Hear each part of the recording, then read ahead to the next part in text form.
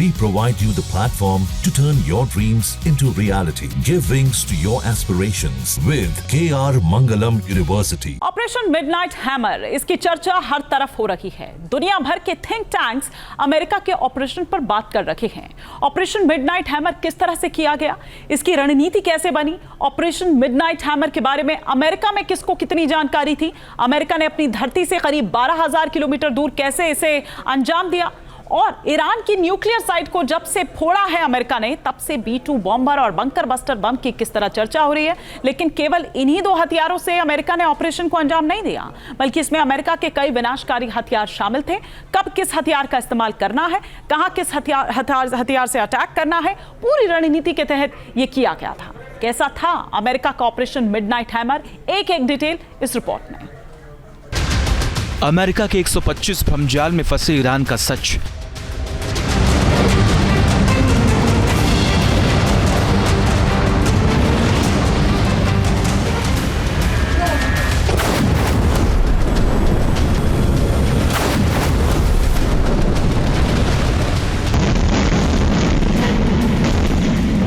एक विमान,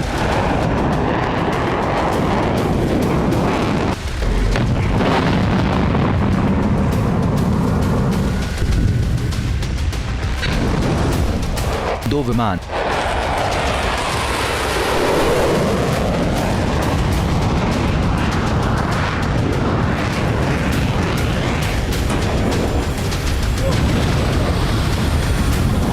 तीन विमान,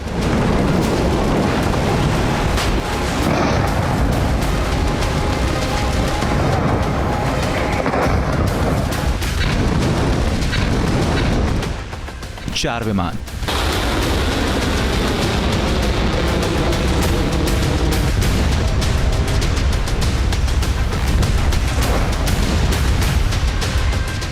ईरान के खिलाफ ऑपरेशन मिडनाइट हैमर के दौरान मिडिल ईस्ट के आसमान में ऐसे 125 लड़ाकू विमानों की गर्जना हुई। 7 B-2 बॉम्बर ने तबाही मचाई। लेकिन सबसे हैरानी की बात यह रही कि ईरान को इसकी जानकारी तक नहीं हुई। ईरान को पता ही नहीं लगा कि उसके आसमान में अमेरिका के शाहकारों की एंट्री हो चुकी है। खामेनेई और उनकी आर्मी को पता ही नहीं चला कि उनके आसमान से अमेरिकी शाहकार बारूदी बारिश कर रहे हैं।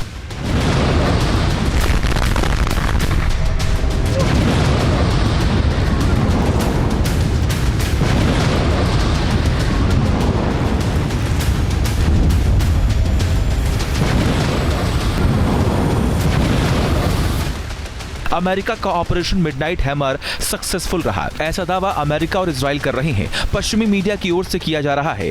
ऑपरेशन मिडनाइट हैमर की एक एक डिटेल आपको बताएंगे, साथ ये भी दिखाएंगे कि ऑपरेशन मिडनाइट हैमर को किस तरह से अंजाम दिया गया। ऑपरेशन मिडनाइट हैमर में कौन कौन से हथियार इस्तेमाल किए गए, अमेरिका से 12,000 किलोमीटर दूर ईरान में कैसे इस ऑपरेशन को अंजाम दिया गया।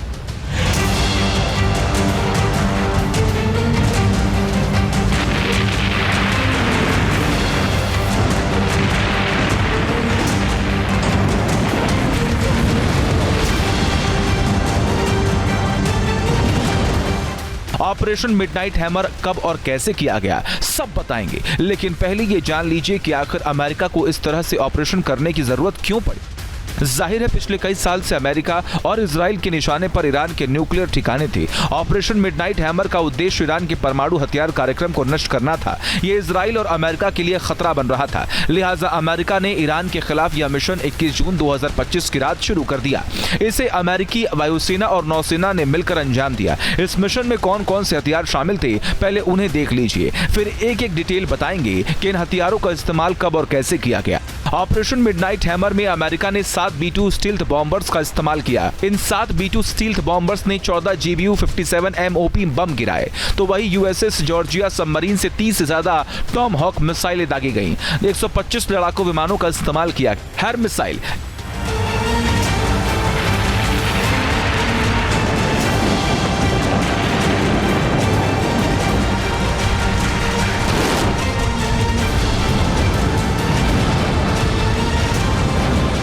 ये वो हथियार थे जिनका इस्तेमाल अमेरिका ने ऑपरेशन मिडनाइट हैमर के दौरान किया। अमेरिका ने ईरान की न्यूक्लियर साइट को धुआं कर दिया, जिसकी गवाही सैटेलाइट तस्वीरें दे रही हैं। सैटेलाइट तस्वीरों से क्लियर हो रहा है कि किस तरह से अमेरिका ने फोर्डो साइट को तबाह और बर्बाद किया। अमेरिका ने इस तरह की कई सैटेलाइट तस्वीरें जारी की हैं। तबाही की एक-एक तस्वीर दिखाएंगे, लेकिन पहले ये जान लीजिए कि यह ऑपरेशन की योजना कैसे बनी।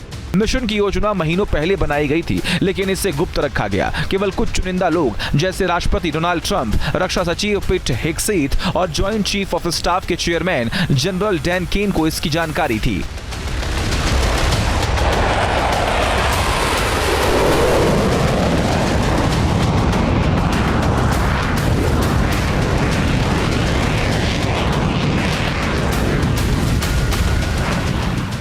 ऑपरेशन का खाका तैयार कर लिया गया था, लेकिन इसको अंजाम देना इतना आसान नहीं था, क्योंकि अमेरिका का यह ऑपरेशन युद्ध के दौरान हुआ। इजराइल और ईरान के बीच मिसाइलों की बारिश हो रही थी और उसी बीच में अमेरिका ने अपनी धरती से 12,000 किलोमीटर दूर इतना विध्वंसक ऑपरेशन करने के बारे में सोचा। पूरी रणनीति के तहत अमेरिका के मिसौरी एयरबेस से 7 B-2 बॉम्बर ने उड़ान भरी थी और ईरान के फोर्डो और नतांज न्यूक्लियर साइट पर बमबारी की थी।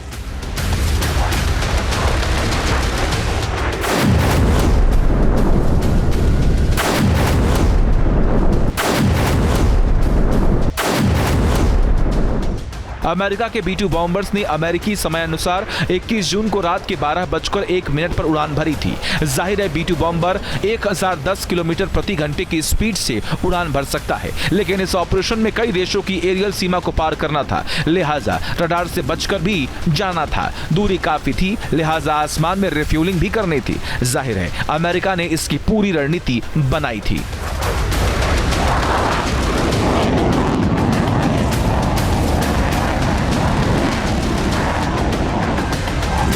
B-2 बॉम्बर इकलौता विमान नहीं था जो ऑपरेशन मिडनाइट हैमर में शामिल था, बल्कि इसमें F-22 रैप्टर, F-35 और F-16 फाइटिंग फाल्कन जैसे कुल 125 विमान शामिल थे। हालांकि ऑपरेशन के दौरान इनकी सटीक संख्या को गुप्त रखा गया। ये जेट्स B-2 बॉम्बर्स के आगे उड़े। बताया यह जा रहा है कि हार्म मिसाइलों का इस्तेमाल करके ईरान के रडार और सैम सिस्टम को नष्ट किया गया।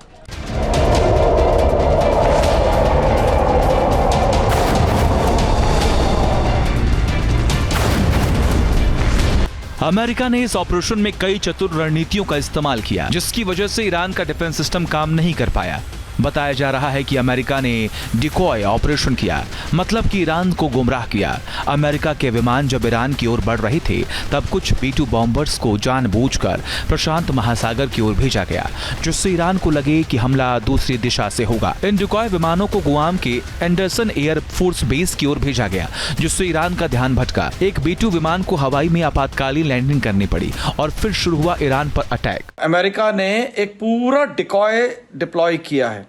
सबसे पहले तो इनके प्रेसिडेंट ने यह कहा कि हमको 2 हफ्ते चाहिए, जिसके अंदर हम नेगोशिएशंस और उसकी बात करेंगे। तो ईरान को पहले तो यही था कि शायद 2 हफ्ते तक अमेरिका कुछ नहीं करेगा और जो भी करना होगा वो इजराइल और ईरान के बीच में होता रहेगा। इसके अलावा जब B-2 बॉम्बर्स टेक ऑफ किए, ये मसूरी के अंदर USA के अंदर इनका बेस है, जहां पे ये B-2 बॉम्बर्स होते हैं।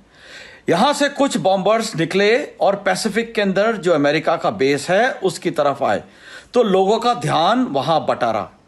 उसके बाद इन्होंने जो एरियल रिफ्यूलिंग के लिए जहाज थे उनको उन्होंने यूरोप के अंदर उधर उस साइड भेजा गया, जिसके अंदर कुछ ये अगेन एक डिकॉय की तरह काम किया। इस्फहान पर समंदर से प्रहार।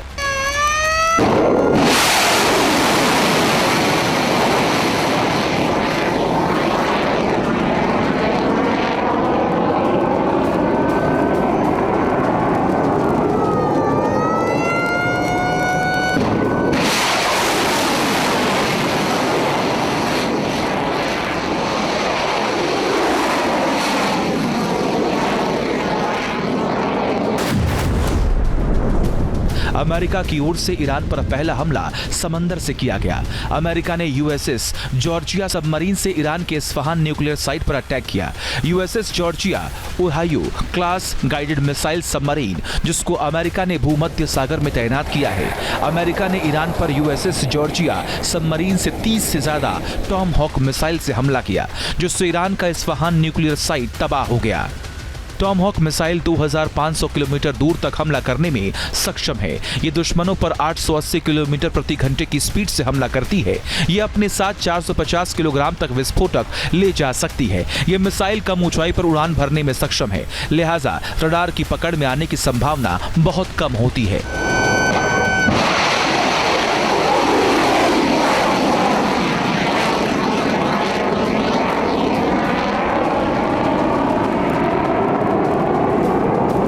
जाहिर है, जब अमेरिका ने समंदर से इस मिसाइल को लॉन्च किया तो ईरान को बचने का मौका नहीं मिला। अमेरिका ने 1-2 नहीं बल्कि 30 से ज्यादा टॉमहॉक मिसाइल से इस्फहान और नतांज न्यूक्लियर साइट पर धावा बोला। अमेरिका के हमले से ईरान धुआं हो गया।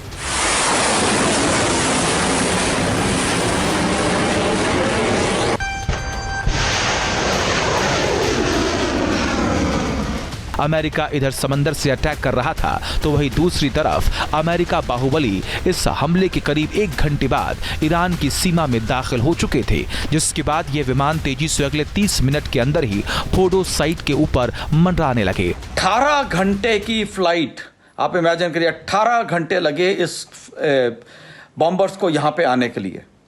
उसके बाद जब ये 1 घंटा दूर थे तो टॉमहॉक मिसाइल्स फायर कर दी गई थी सबमरीन से, जिन्होंने न्यूक्लियर एसेट्स के ऊपर टारगेट किया।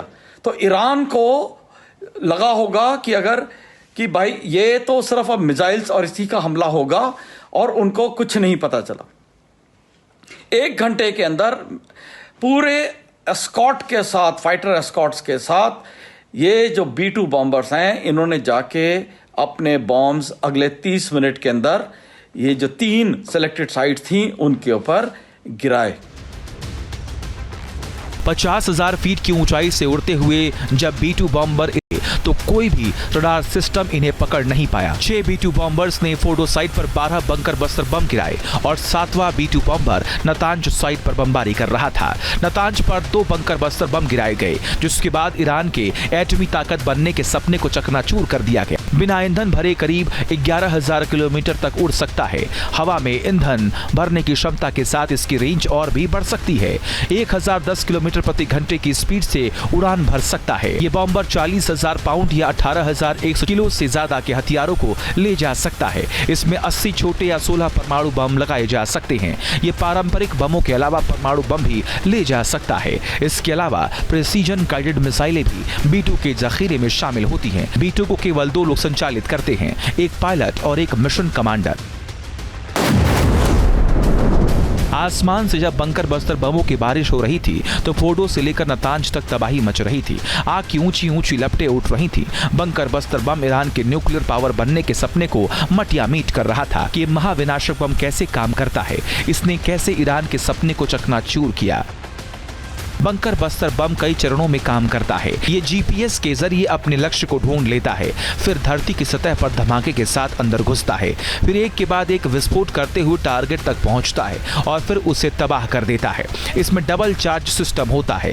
पहला टारगेट की सतह को तोड़ता है, दूसरा अंदर जाकर विस्फोट करता है। इसकी तेज घूमती नोक ड्रिल की तरह काम करती है। इस दौरान अगर रास्ते में 6 फीट मोटी कंक्रीट आ जाए या फिर 30 मीटर मिट्टी, पेंट्रेटर बम उसे भेद देता है। इसीलिए इसे काफी खतरनाक माना जाता है। बंकर बस्तर बम जहां भी गिरता है वहां सब कुछ खाक हो जाता है। GBU-57 MOV यानी बंकर बस्तर बम को परमाणु बम के बाद दुनिया का सबसे खतरनाक बम माना जाता है। इसका वजन 13,600 किलोग्राम होता है। ये लेजर सेंसर से लैस होता है। ये 2,423 किलो ट्राइटोनल विस्फोटक से लैस होता है। 60 फीट मोटी कंक्रीट को भी भेद सकता है। मजबूत पत्थरों वाले पहाड़ को 160 फीट गहराई तक भेद सकता है और जमीन के नीचे 200 फीट गहराई तक सब कुछ तबाह कर सकता है। GBU-57 बंकर बस्तर बम सिर्फ B-2 बॉम्बर विमानों से ही गिराया जा सकता है। अमेरिकी वायुसेना के बेड़े में शामिल B-1 और B-52 बॉम्बर भी इस बम से हमला करने में सक्षम नहीं है। अमेरिका ने ईरान पर कुल 12 बंकर बस्तर बमों की बरसात की, जिसके बाद आप अंदाजा लगा सकते हैं कि कितनी भारी तबाही मची होगी। इस ऑपरेशन में अमेरिका को कुल करीब 39 घंटे लगे। मिसौरी से उड़ान भरने और फिर अमेरिका पहुंचने में आसमान में जो ये शाहकार दिखाई दे रहा है, ये उन्हीं में से एक है जिसने ईरान में तबाही मचाई थी। ये वीडियो न्यू जर्सी का बताया जा रहा है। ऑपरेशन मिडनाइट हैमर को पूरा करने के बाद B-2 बॉम्बर अमेरिका पहुंच गए।